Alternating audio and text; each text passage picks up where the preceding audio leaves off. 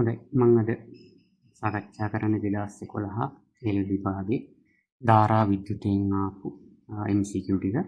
ඒකේ ප්‍රශ්නාංක විදිහට තියෙන්නේ 29, 30, 31, 32 ප්‍රශ්න හතරක් තියෙන්නේ. එතකොට 29 වෙනි ප්‍රශ්නේ විදිහට දීලා තියෙනවා. පෙන්වා ඇති පරිපථයේ V0 මගින් දක්වා ඇත්තේ නුගණිය හැකි අභ්‍යන්තර ප්‍රතිරෝධයක් සහිත බැටරියක වෝල්ටීතාවයි R2 සමග V හි වෙනස් වීම වඩාත් හොඳින් නිරූපණය කරන්නේ. හරි. ඒ දීපු පරිපථය ගත්තොත් මුලින්ම මම දීපු පරිපථය අඳින්නම්. මෙතන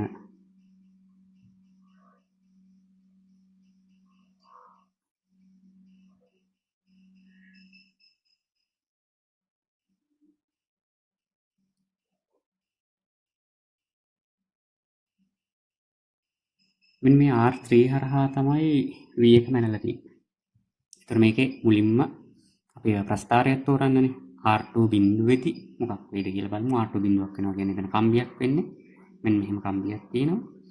ඒතර මෙතන V0 බැටරිය තියෙනවා. R1 තියෙනවා. මෙතන ප්‍රතිරෝධ බිඳුව වුණා. මේකේ R3 එක එනවා.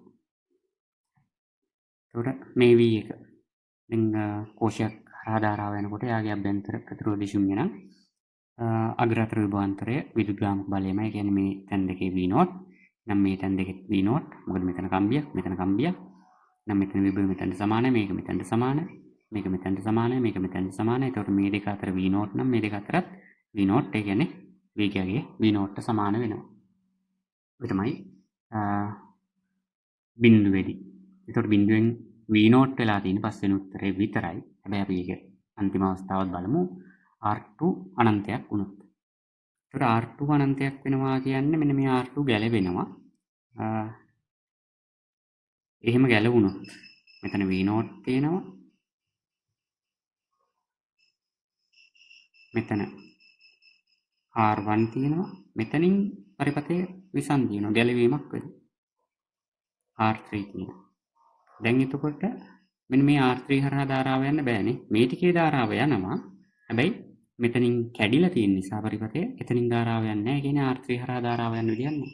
ඒතකොට ප්‍රතිරෝධයක් හරහා ධාරාවක් යනවා නම් තමයි යා හරහා විභවාන්තරය එන්නේ නේ. V = IR තමයි. ධාරාව බිඳුවක් වෙනවා කියන්නේ විභවාන්තරය බිඳුවක් වෙන්න ඕනේ. කියන්නේ R2 අනන්තයක් වෙනකොට විභවාන්තරය ශුන්‍ය වෙන්න ඕනේ. වේගයගේ ශුන්‍ය වෙන්න ඕනේ. ඒතකොට පස්වෙනි පිළිතුර. ඊට පස්සේ අපි බලමු ප්‍රශ්නාංක 30. 30 වෙනි ප්‍රශ්නේ තියෙන්නේ පෙන්වා ඇති පරිපථයේ බැටරි වලට නොගෙනිය හැකි අභ්‍යන්තර ප්‍රතිරෝධ ඇත. පරිපථයේ ධාරාවන්ගේ විශාලත්වය පිළිබඳව පහත සඳහන් කුමක් සත්‍ය නොවේද? වැරදි මොකක්ද? ඒකට හතරක් හරි වැරදි එකයි තියෙන්නේ. හරි. මම මේ පරිපථය පොඩ්ඩක් හැඳගත්තොත් මෙන්න මේ විදිහට අඳින්න පුළුවන්.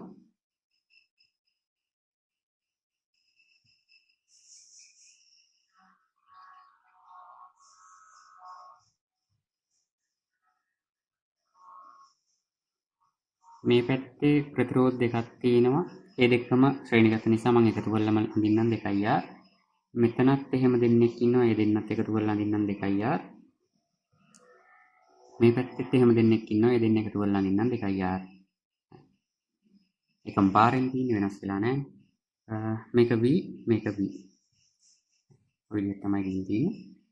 එතකොට ධාරා ටික දීලා තියෙනවා මෙතන I4 මෙතනින් දීලා තියෙනවා I5 මෙතන දීලා තියෙනවා I6 මේකෙන් දීලා තියෙනවා I1 මෙහෙන් දීලා තියෙනවා I3. මුලින්ම මම මෙන්න මේ විදුලිග්‍රාමක බල පෙන්නුවොත් මේක මෙහෙට මේක මෙහෙට මේ කෑල්ලෙන් අපි යම් බල ඒකින් යනවා නම් මෙතන ඉඳන් මෙහෙම ගිහිල්ලා එනවා කියලා සිග්මා E ලිව්වොත් මේක යන පැත්තට ධන V.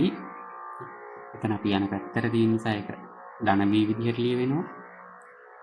ධන V මෙතනින් මම යනකොට යනවට විරුද්ධව ඉන්න නිසා ඒක ඍණ V වෙනවා. සමානයි I4 වාරයක් 2R.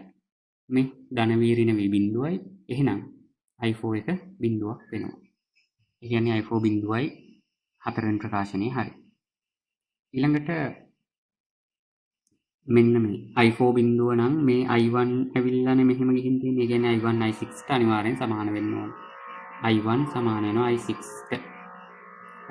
ඒ වගේම තමයි මෙහෙන් එන එක තමයි මෙහෙට ගිහින් තියෙන එක. i කියන්නේ i3 i5 ට සමානයි. i3 i5 ට සමානයි. මෙතනින් දීලා තියෙනවා i2. එතකොට මොකද වෙන්නේ? මෙහෙම යනවා i2 බිඳුවක් වෙන්න බෑ. හරි. තව අපි බැලුවොත් මේ උඩ කොටුවට කර්චොෆ් දැම්මොත් v සමානයි i1 2r නේ. i1 2r. ඊට පස්සේ මේ කෑල්ලට දැම්මොත් v සමානයි i3 2r. බලන්න v සමානයි 2r සමානයි. එහෙනම් i1 i3 ට සමාන වෙන්න ඕනේ. i1 සමානයි i3 කියලා එන්න ඕනේ. එතකොට බලමු මේ ප්‍රකාශන වලින් i1 i3 ට සමානයි. හරි. පළවෙනි එක හරි. i3 සමානයි i5. ඒකත් හරි. i2 බිඳුව කියන එක වැරදි. i2 කියන්නේ i5 ධන i6 නේ. මේ i5 මෙහෙට යනවා. මෙහෙන් එන i6 මෙහෙට එනවා. එතකොට i2 සමානයි i5 ධන i6 විදිහට තමයි ලියවෙන්නේ.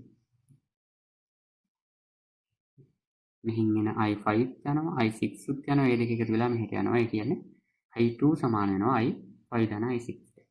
එතකොට තුන්වෙනි ප්‍රකාශනය වර්ධිනවා. හරි. දැන් අපි ඊළඟට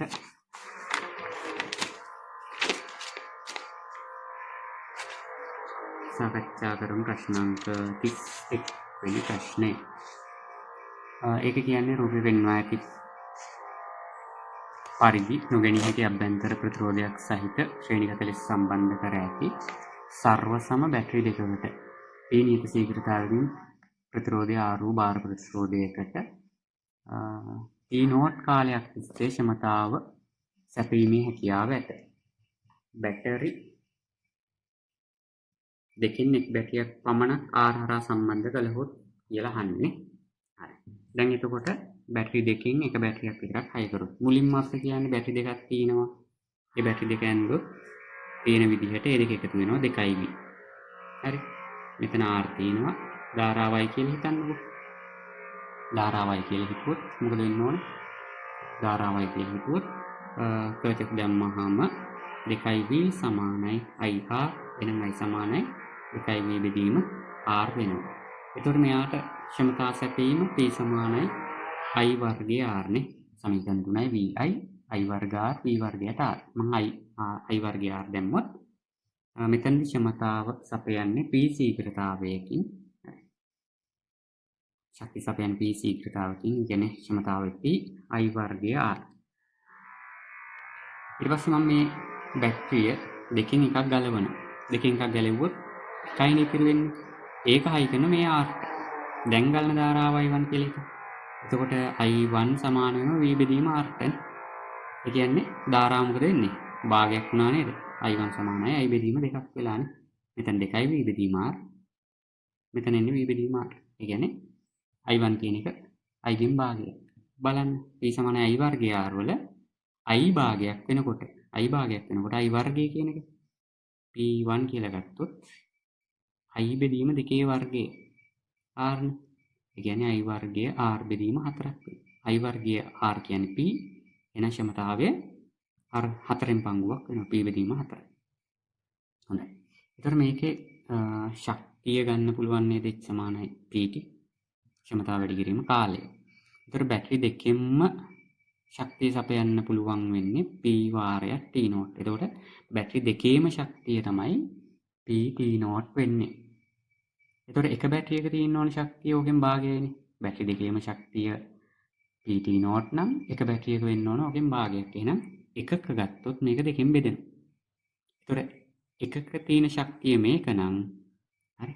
එයා තනි බැටරියක් ශක්තිය සපයන ශීඝ්‍රතාවයේ තියෙන P බෙදීම 4 නම් PT0 බෙදීම 2 ශක්තිය සමානයි ක්ෂමතාවයේ P බෙදීම 4. මෙතන ක්ෂමතාව P බෙදීම 4 ශක්තිය සපයන්න පුළුවන් කාලය T.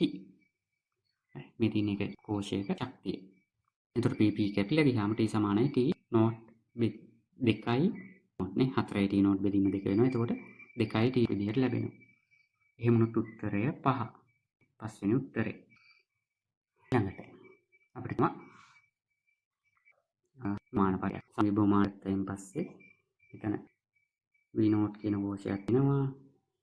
මෙතනින් අපිට බාහිර කෝෂයක් සම්බන්ධ කරලා තියෙනවා.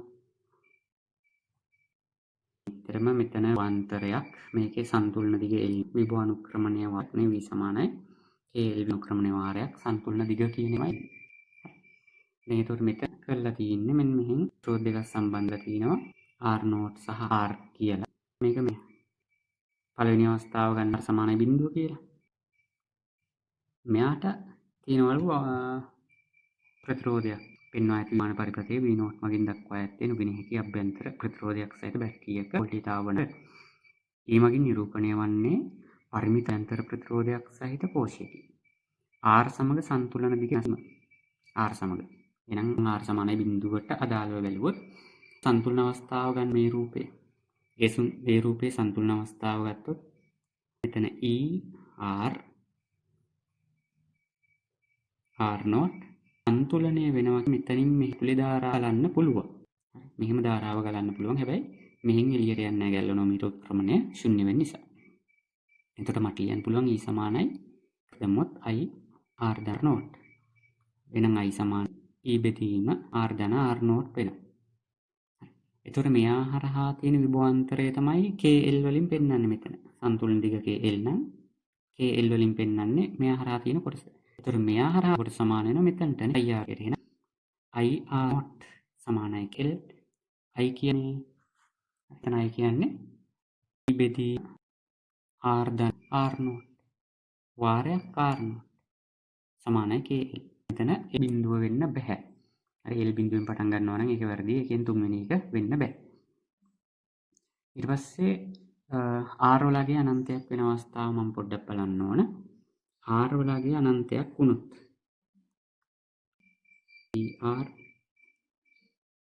R0 තියෙනවා. හැබැයි මෙතන R අනන්තය කියන්නේ මෙතන පරිපථය ගැලවිලා.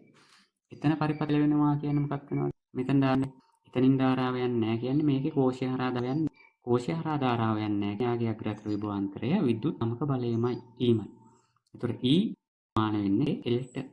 දැන් මෙතන E R0 R ධන R0 E R0 වලින් වැඩිලා R ධන R0 බෙදලා. ඒ කියන්නේ මෙතන ඊට වඩා අඩු වගේක් තියෙනවා. මෙතන තියෙන්නේ E. මෙතන ඊට වඩා අඩුයි මෙතන E. එහෙනම් මෙතන Lට වඩා මෙතන L වැඩි.